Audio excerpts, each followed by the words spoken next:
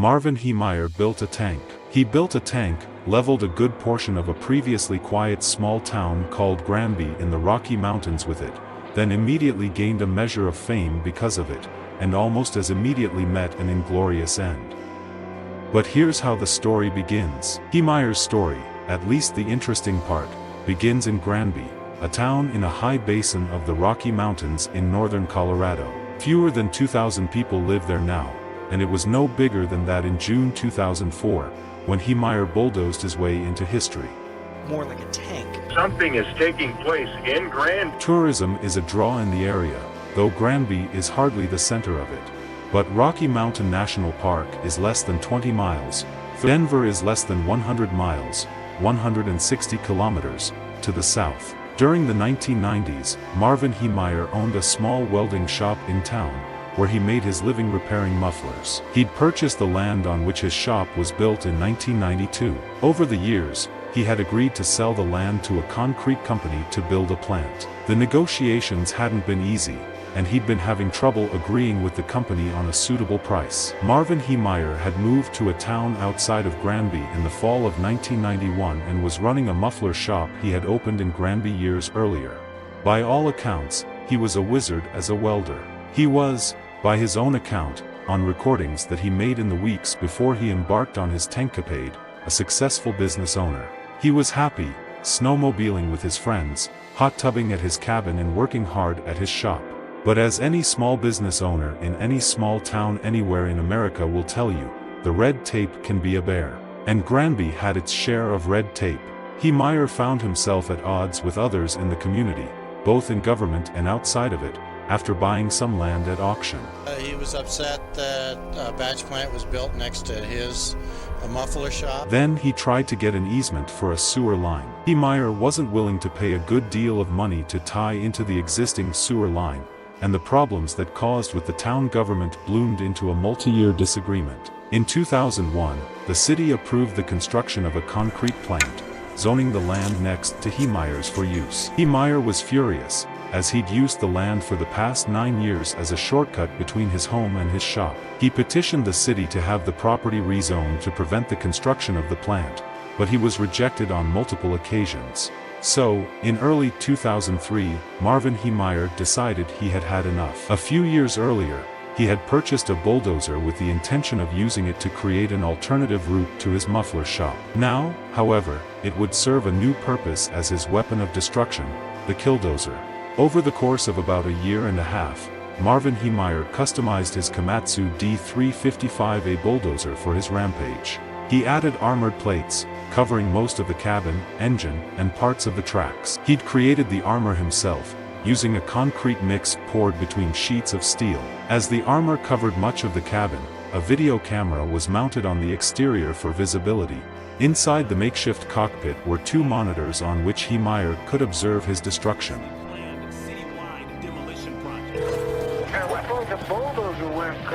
But this plan wasn't put together by city engineers or construction workers. There were also fans and an air conditioner to keep him cool.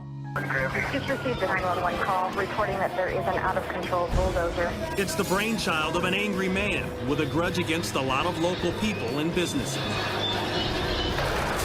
They can't tell who's driving it, but there is someone inside. The man inside this armor-plated bulldozer is Marv Heemeyer. He fashioned 3 gun ports and outfitted them with a .50 caliber rifle, a .308 semi-automatic, and a .22 long rifle. According to authorities, once he'd sealed himself inside the cockpit, it would have been impossible for him to have gotten out, and they don't believe he ever wanted to.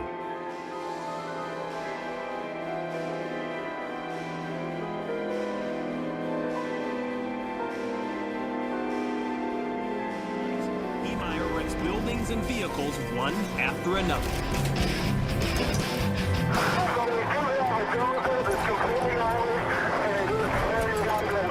And he's ready to take on sheriff's deputies or anybody else who stands in his way. June 4, 2004, he sealed himself inside his cockpit and set out for Granby. He drove the machine out of his shop through the wall, then plowed through the concrete plant, the town hall, a newspaper office, a former judge's widow's home, a hardware store, and other homes.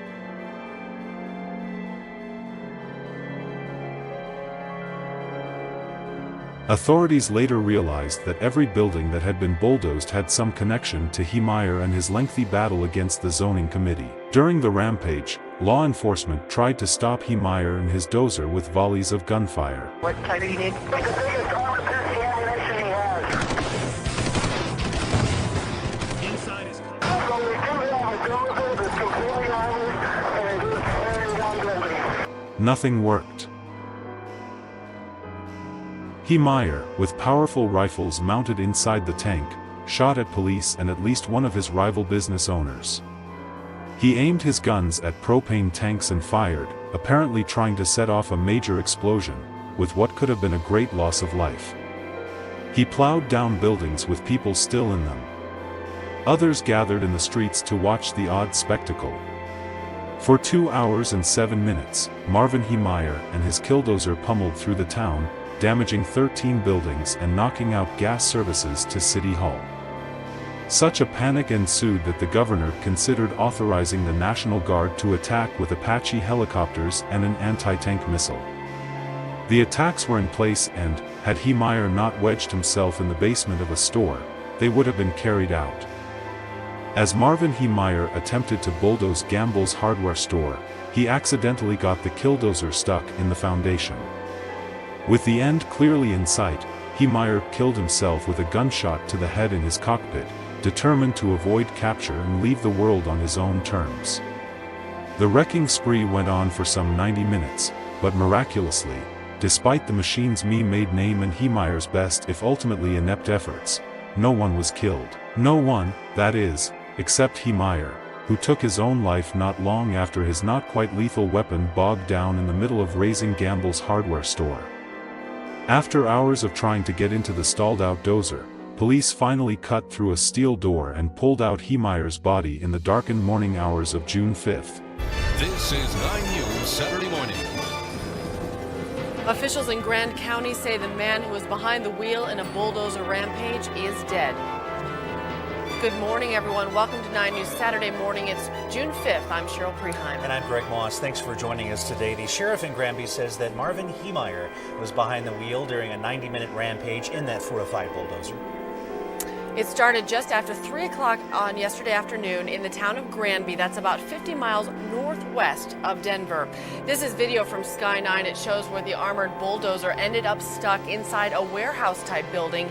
In all, between 10 and 15 buildings were damaged or destroyed, including the town hall, the library, and the newspaper building. Fortunately, no one was hurt. 9 News reporter Chris Vanderveen is live in Granby this morning, and he joins us now. Chris, when did the SWAT team finally get inside that dozer?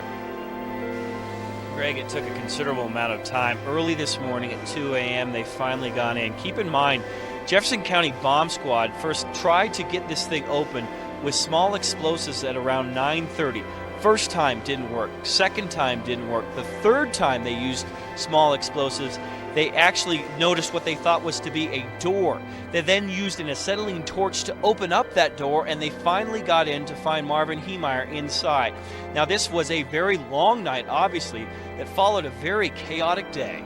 Heemeyer was 52 years old. Had they not meddled in my business, Heemeyer pronounced in his pre-rampage manifesto, this whole thing would have turned out completely different. Despite the nearly $7 million in property damage done to the town of Granby, not a single human besides Heemeyer was killed during the rampage. This is largely because a reverse 911 system was used to notify residents of the Killdozer so that they could get out of the way in time. After the dust settled, authorities searched Heemeyer's home and found notes and audio tapes that outlined his motivations. So basically, had they not meddled in my business, this whole thing would have turned out completely different. If they would have just left me alone, let me get on the water and sand, build the building, put the tenants in there, I could have had that rented out, I could have rented out the muffler shop, I could have sold the muffler shop, I could have subdivided that, could have done a lot of things. But basically, what all this is going to prove when it's all over with, if it's ever all over with, which I doubt. It's going to prove, I hope it's going to prove to people that meddling in your neighbor's business is destructive for the most part. Indeed, in the years after the rampage, Heemeyer became a controversial folk hero in certain circles, with some believing that he was a victim of a town government that didn't think twice about hurting a local business. On the other hand, some have pointed out that he initially agreed to sell his land, and more crucially, that he could have easily killed innocent people during his attack if they hadn't gotten out of the way in time. Perhaps the most revealing note that he left behind was this one: "I was always willing to be reasonable until I had to be unreasonable. Sometimes reasonable men must do unreasonable things."